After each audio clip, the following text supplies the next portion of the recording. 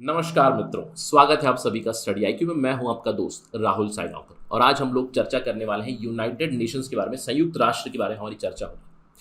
चर्चा शुरू करने से पहले एक छोटी सी स्टोरी सुनाता हूँ।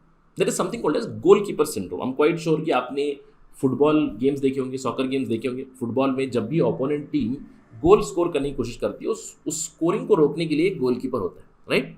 और हम आप लोगों ने बहुत बार देखा होगा कि ओपोनेंट टीम अगर स्ट्रांग है तो बहुत बार गोल स्कोर करने की कोशिश करते हैं, गोलकीपर बहुत बार स्कोर होने से रोक भी लेता है। लेकिन जब भी गोल हो जाता है तो सभी की नज़र उस गोलकीपर पे चली जाती है कि वो गोल कंसीड कर गया। यानी कि स्कोर लाइन देख लेते हो आप, 1-0 हो गया। आप जो 10 गोल सेव किए थे उसकी अप्रिसिएशन भूल जाते हैं। और कहीं ना कहीं यही होता है यूनाइटेड नेशंस के साथ। अगर हम लोग यूनाइटेड नेशंस को गोलकीपर समझें तो अभी यूएन ने एक गोल खा लिया है क्योंकि रशिया की अग्रेशन चल रही है। और जैसे ही ऐसी कोई इंसिडेंट हो जाती है, जैसे कहीं वॉर छिड़ जाता है, वायलेंस होती है, तो सभी की नज़र यूनाइटेड नेशंस पे चली जाती है। सब सवाल उठाते हैं, वेयर इज यूनाइटेड नेशंस? कहाँ है संयुक्त राष्ट्र? क्या इसकी कोई यूटिलिटी है?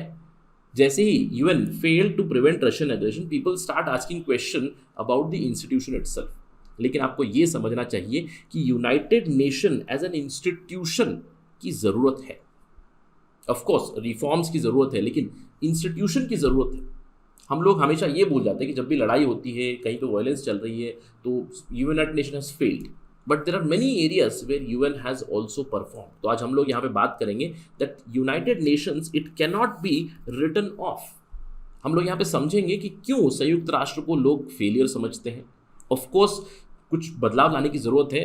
कुछ जगह पे वायलेंस हुई है, अगर पीस नहीं है तो it is a failure of United Nations. लेकिन यूएन दूसरी जगह भी बहुत सारे काम करता है, it has a lot of utility. तो आज हम लोग यहाँ पे समझेंगे या फिर क्रिटिकली एनालाइज करेंगे the performance of United Nations. ये डिस्कशन आपके लिए बहुत ज़रूरी रही अगर आप एक यूपीएससी सिविल सर्विसेज के एस्पिरेंट या फिर स्टेट पीएससी के एस्पिरेंट है, जहाँ पे संयुक्त राष्ट्र से जुड़े हुए सवाल आ सकते हैं। Specially owing to the Russia Ukraine crisis, almost 2 महीने होने को आ गए हैं, यहाँ पे वायलेंस चल रही है। बहुत से लोगों ने यूनाइटेड नेशंस को रिडिक्यूल भी कर दिया। देखिए, यूनाइटेड नेशन इंस्टीट्यूशन में प्रॉब्लम नहीं, इसकी वर्किंग में प्रॉब्लम है। और ये क्यों? क्योंकि रशिया खुद एक यूनाइटेड नेशन सिक्योरिटी काउंसिल का मेंबर है, जिसने इसको हैमस्ट्रंग करके रखा हुआ है। इसकी वजह से प्रॉब्लम है। तो हम लोग समझेंगे that we need United Nations, but there are some failure aspects of United Nations also. इस डिस्कशन के अंत में बात करेंगे व्हाट इज अर्जेंटली नीडेड, ये भी बात करेंगे, right. To get all this information मेरे साथ बने रहिए स्टडी आईक्यू पे। और अगर आप तैयारी कर रहे हैं कॉम्पिटिटिव एग्जाम्स के लिए, UPSC civil service examination, state PSC, do visit our website और you can also download our app from Google Play Store, जहाँ पे आपको सारी जानकारी मिलेगी about our courses. Do not forget to use the coupon code राहुल33, capital RAHUL33। जब भी आप कोई कोर्स खरीदे स्टडी आईक्यू पे, use this code, you will get a discount of 33%। चलिए चर्चा शुरू करते हैं।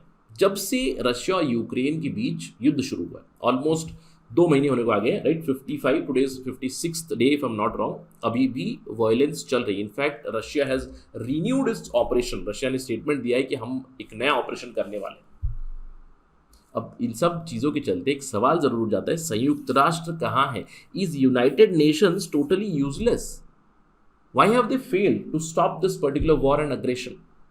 यही सवाल उठाते हैं सभी लोग। तो आज हम लोग इसी के बारे में चर्चा करेंगे, यूनाइटेड नेशंस के बारे में। देखिए, there are so many critics who point out that United Nations as an institution has been a failure. ये क्यों हुआ है? इंस्टीट्यूशन में प्रॉब्लम नहीं है, उसकी वर्किंग में प्रॉब्लम है। क्यों?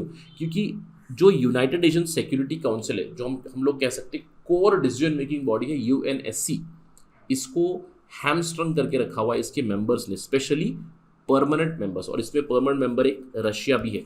और एक आयरॉनिकल चीज़ ये है कि जब युद्ध शुरू हुआ फरवरी 24, 2022 को, उस समय पे यूएनएससी की प्रेसिडेंसी किसके साथ है? रशियन फेडरेशन के साथ। Quite ironic, isn't it? अब यूएनएससी में देखिए 5 परमानेंट मेंबर्स है, United States of America, France, UK, इसके अलावा चाइना और Russia, 5 permanent members plus 10 non permanent members होते हैं। टोटली 15 मेंबर्स होते हैं। और प्रेसिडेंसी जो काउंसिल की है वो हर महीने बदलती है, यानी कि हर महीने एक प्रेसिडेंट होता है। फरवरी 2022 में रशिया था, इसके बाद मार्च में दूसरा देश आता है और दिसंबर 2022 में इंडिया की प्रेसिडेंसी आएगी। अभी फिलहाल इंडिया एक नॉन परमानेंट मेंबर है और हमारी प्रेसिडेंसी आएगी दिसंबर 2022, राइट। तो इसको ध्यान रखिएगा। तो ये बस to show the irony alert I did this, right. और यहाँ पे कहीं ना कहीं रशिया ने हैमस्ट्रंग करके रखा हुआ है। अब जो भी resolution United nation security council के सामने आएंगे, वहाँ पे रशिया उसको वीटो कर देगा। क्योंकि वो उसका भाग है। और इसीलिए सभी को लगता है कि United Nations is a failure. Why it seems useless? Because it has not been able to perform, it has not been able to bring peace and security. जब भी हम लोग बात करते हैं संयुक्त राष्ट्र की, उनका एक मेन एजेंडा है पीस और सिक्योरिटी लाने का international.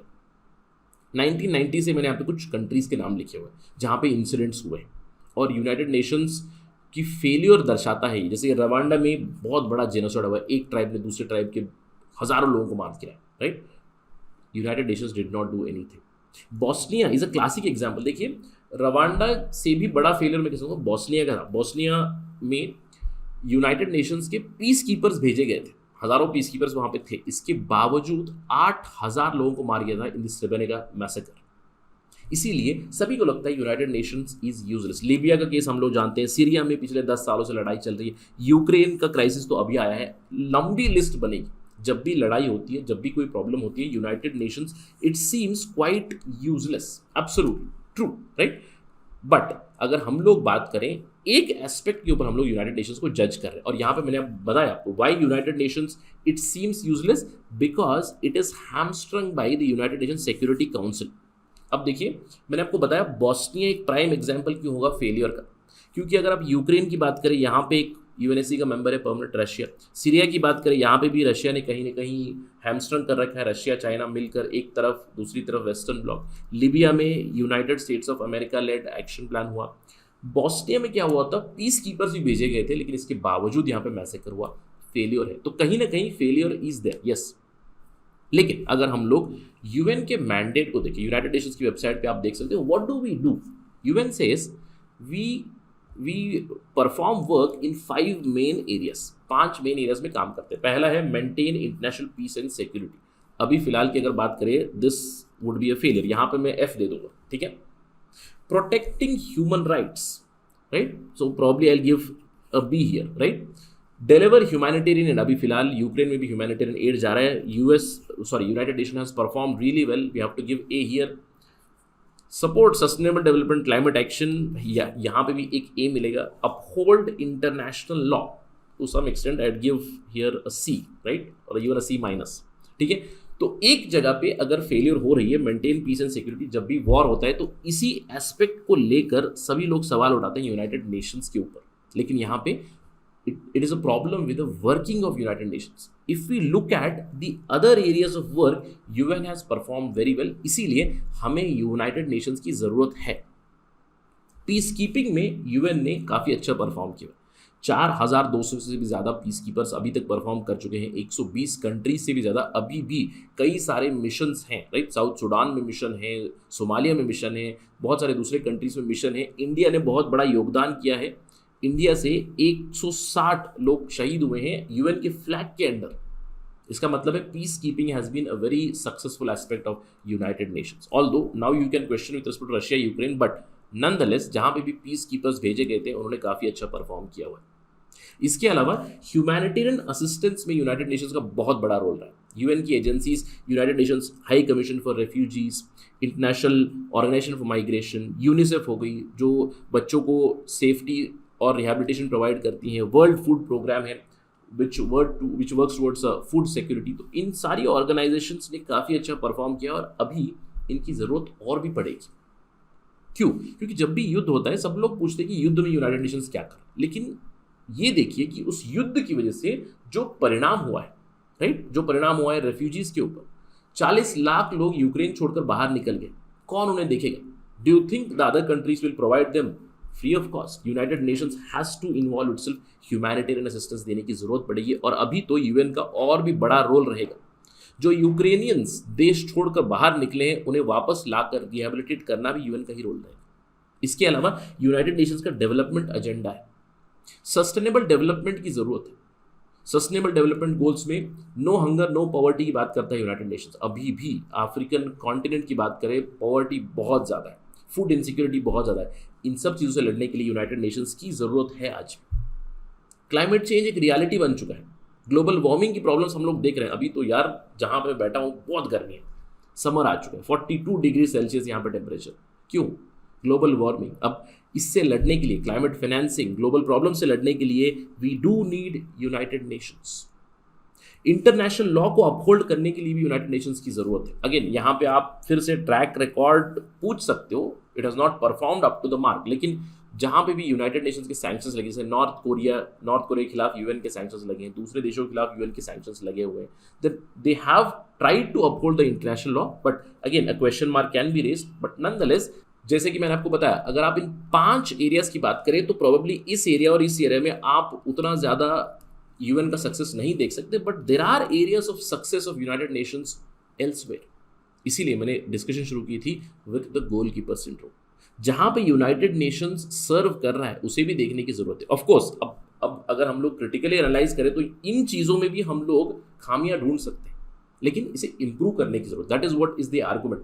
We should not write off United Nations. United Nations को रिडिक्यूल करने की जरूरत नहीं है, उसे स्ट्रेंथन करने की जरूरत है। और अभी फिलहाल what do we need urgently, सबसे अर्जेंट चीज़ है कि यूएन असिस्टेंस मिलनी चाहिए इन यूक्रेन रिहेबिलिटेशन में। जैसे ही वॉर स्टॉप हो जाएगा उसके बाद, जैसे कि मैंने आपको बताया, 40 लाख से ज़्यादा लोग डिस्प्लेस हो चुके हैं, उन्हें रिहेबिलिटेट करना पड़ेगा और यूएन की असिस्टेंस इसमें लगेगी। और सबसे बड़ा बदलाव जो चाहिए, मैंने आपको बताया, institution is needed, but institution में बदलाव चाहिए। उसकी वर्किंग में प्रॉब्लम है, उसकी वर्किंग को आपको ठीक करना है। यूनाइटेड नेशन सिक्योरिटी काउंसिल की जो मेंबरशिप है उसको बदलना पड़ेगा। अभी भी 1945 की मेंबरशिप चलती है।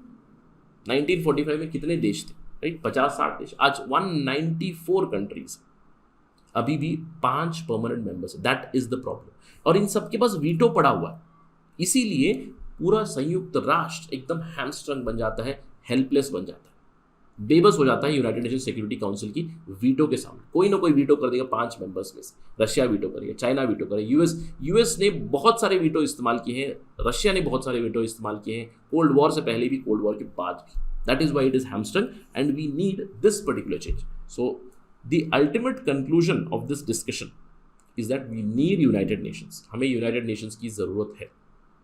मैं अपनी चर्चा एंड करना चाहूँगा एक बहुत ही इंटरेस्टिंग कोट के साथ। डैग हैमरशोल्ड यूनाइटेड नेशंस के सेक्रेटरी जनरल थे, काफ़ी अच्छी कॉन्ट्रीब्यूशन रही है इनकी। इन्होंने काफ़ी अच्छा स्टेटमेंट दिया था। इन्होंने कहा था कि United Nations was not created to take mankind to heaven, it was created to save humanity from hell. यानी कि जो युद्ध चला, जो वायलेंस चला, जो प्रॉब्लम चल रही है, उससे बचाने के लिए यूनाइटेड नेशंस बना हुआ था। और यहाँ पे we need to forgo that goalkeeper syndrome, right? Problem है, उसको रेक्टिफाई करना है। ऐसा नहीं कि यूनाइटेड नेशंस को खत्म करने की बातें चाहिए। We need to reform United Nations. जैसे युद्ध होगा, इसके ऊपर सभी देशों को अमल करना चाहिए कि यूनाइटेड नेशंस को हमें और भी स्ट्रेंथन करना है, यूनाइटेड नेशन सिक्योरिटी काउंसिल को भी रिफॉर्म करना है। तभी जाकर ये इंटरनेशनल ऑर्गेनाइजेशन अपना जो रोल है, जो 5 एरियाज में काम करते हैं, वहाँ पे रोल अदा कर सकता है और पूरे विश्व को और भी पीसफुल और डेवलप बना सकता है। With that note, let us end our discussion. Thank you for watching this. जय हिंद।